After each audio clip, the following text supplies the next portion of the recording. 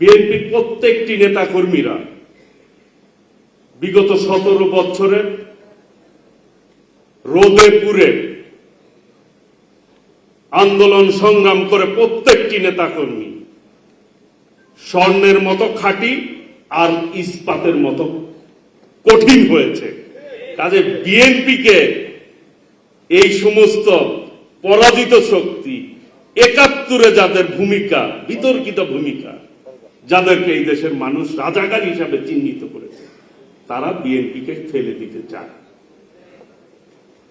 এত সহজ বিষয়। বিএনপি যদি ঐক্যবদ্ধ থাকে, এমন কোন শক্তি নাই বিএনপিকে পরাজিত করে। কাজে আমাদেরকে ঐক্যবদ্ধভাবে পথ চলতে হবে। বলার কথা কি, মানুষের যে প্রত্যাশা আমাদের প্রতি বা মানুষের যে চাওয়া, সেটি কিন্তু বিএনপি ইতিমধ্যেই মাননীয় প্রধানমন্ত্রীর নেতৃত্বে করতে কিন্তু সক্ষম হয়েছে। বাংলাদেশে এই মুহূর্তে সবচেয়ে জনপ্রিয় নেতৃত্ব হচ্ছে মাননীয় প্রধানমন্ত্রী দেশনায়ক তারেক রহমান। জনগণের কাছে যিনি দিন দিন যার জনপ্রিয়তা কিন্তু বৃদ্ধিই পাচ্ছে।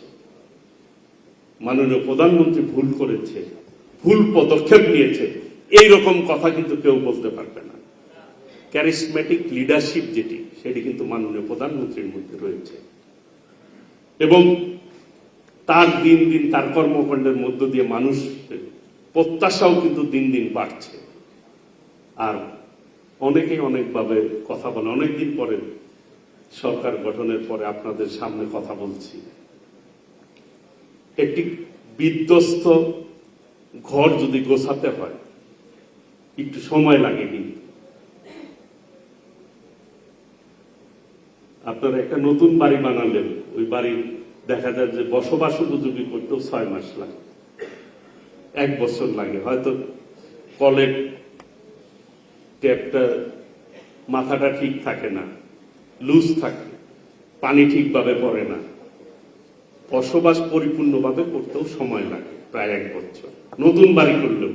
আর বিধ্বস্ত 17 বছর স্বৈরাচার হাসিনা এই দেশ শাসন করেছে অন্যায়ভাবে, স্বৈরাচারী কায়দায়, ফ্যাসিস্ট কায়দায়। আর এরপর পতনের পরে ওই 71-এ পরাজিত শক্তি তারা বিভিন্ন কায়দায় রাষ্ট্র পরিচালনাটা তারা পিছন দিকে করেছে।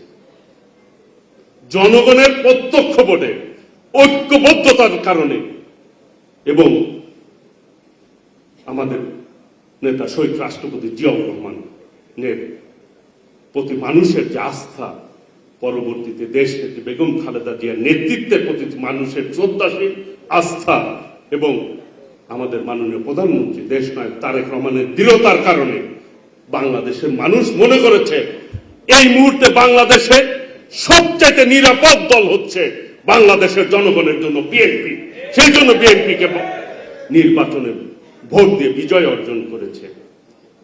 প্রিয় ভাইয়েরা, সেই জন্য আজকে হতাশ না হয়ে মনে রাখতে হবে, আপনাদের দীর্ঘ আন্দোলনের মধ্য দিয়ে এই সরকার কিন্তু এই দেশের জনগণের ভোটে নির্বাচিত হয়েছে। সরকার কিন্তু আপনাদের সরকার। মাননীয় প্রধানমন্ত্রী পর্যায়ক্রমে ইতিমধ্যেই কিন্তু সাবেক অনেক নেতৃবৃন্দকে কয়েকদিন আগে বিভিন্নভাবে মূল্যায়ন করেছেন, দায়িত্ব দিয়েছেন। পর্যায়ক্রমে সবাই দায়িত্ব কিন্তু আপনারা মাননীয় প্রধানমন্ত্রী দেখবেন। উনি কিন্তু একজন কর্মীরও খবর রাখেন। কাজে হতাশ না হয়ে যে দলের পিছনে দীর্ঘদিন শ্রম দিয়েছেন, রক্ত দিয়েছেন, সংগ্রাম করেছেন, আপনাদের সেই দল আজকে মাননীয় প্রধানমন্ত্রী যোগ্য নেতৃত্ব, যার দূরদৃশ্য সম্পূর্ণ নেতৃত্ব যার রয়েছে, সেই নেতা আমাদের প্রিয় প্রধানমন্ত্রী, প্রিয় অভিভাবক দেশনায়ক তারেক রহমানের নেতৃত্বে রাষ্ট্রটি পরিচালিত হচ্ছে।